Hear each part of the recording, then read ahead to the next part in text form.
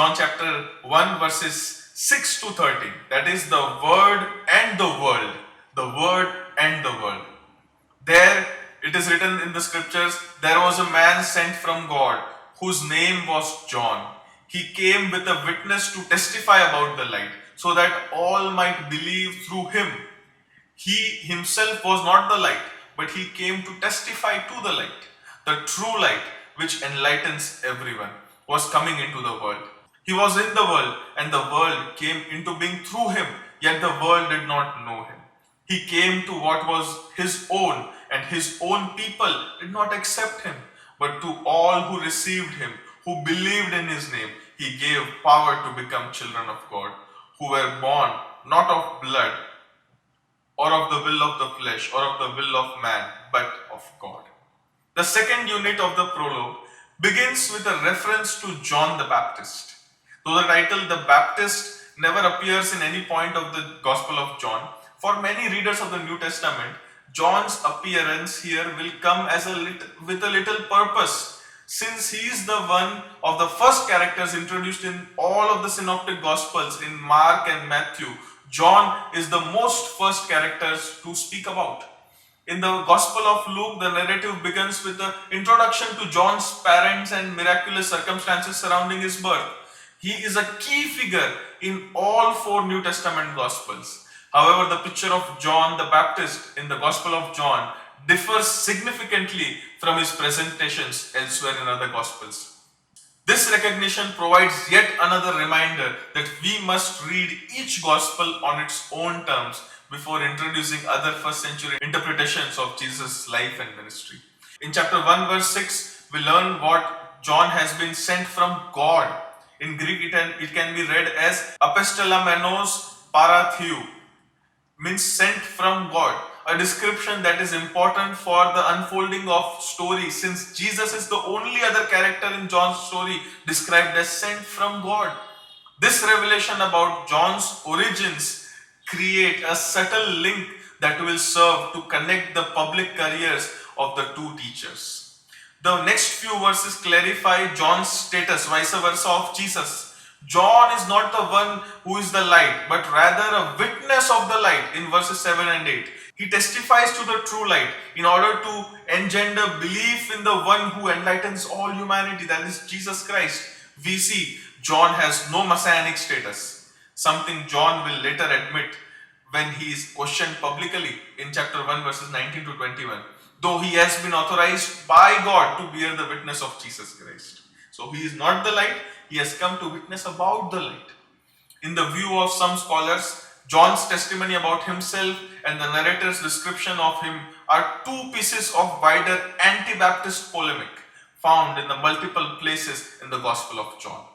This view is rooted in a much different approach to interpreting the New Testament Gospel than we have always advocated over here. Our reading of the Gospel sees the presentation of John the Baptist as substantially positive. It is true that John consistently points away from himself and towards Jesus, but this should not be regarded as a problematic in light of the Gospel's primary interest. Jesus is the central figure of the fourth Gospel, and all the activities and character interactions necessarily revolve around him. John's appearance in all-important prologue, along with the affirmation that he has been sent by God, is an indication to the reader that he has been commissioned as a reliable representative of the same God who has also sent Jesus.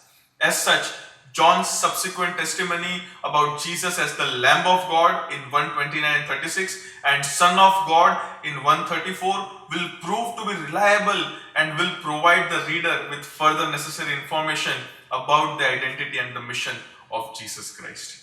In chapter 1 verse 10, we read of the relationship between the Word and the world.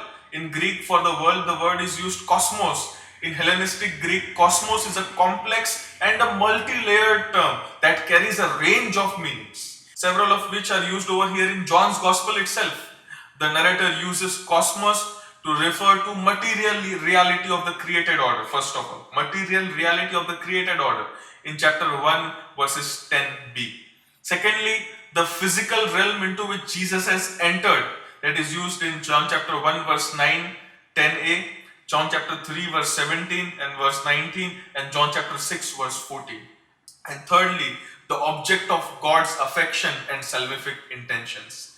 In John chapter 1 verse 29, 3 verse 16 and 17c, and 4 verse 42 and 6 verse 51. Also significant for John's theological presentation is the use of the world as a symbol for wayward humanity.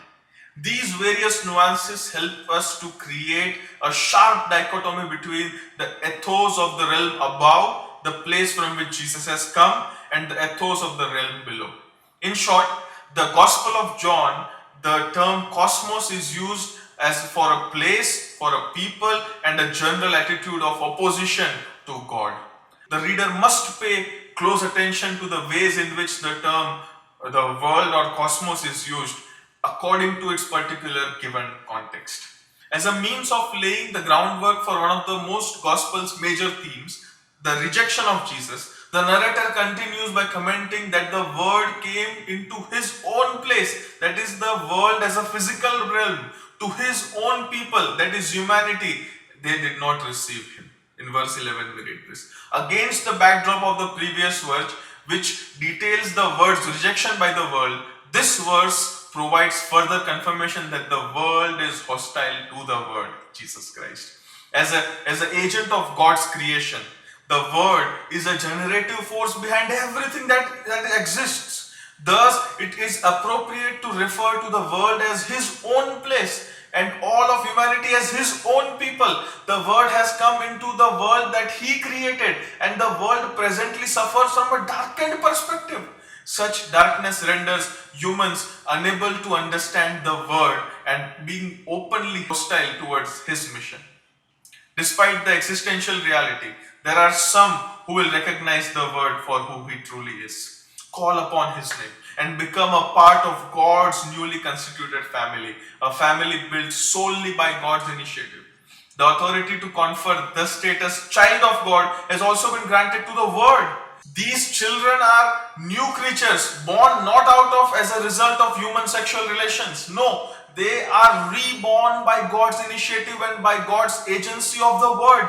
Just as the first unit of prologue introduced the information that will figure prominently in the unfolding of the story of the whole narrative, so this second section introduces important conceptions and concepts and terms that will appear as the crucial stages of the narrative. Two examples should suffice to illustrate, I think. Firstly, the audience is told in three separate instances that the world hates Jesus and His followers. In chapter 7 verses 1 to 7, chapter 15 verses 18 to 21, and chapter 17 verses 14 and 15. These statements should not surprise the reader, who has already been prepared for this rejection in the prologue itself. Try to understand this in chapter 1 verses 10 and 11 itself. Secondly, the concept of rebirth will reappear in Jesus' conversation with Nicodemus in the phrase born from above and born from water and spirit. The reader's prior exposure to this metaphor in prologue itself will only serve to heighten an awareness of Nicodemus' seeming inability to understand even the most transparent metaphor used by Jesus Christ.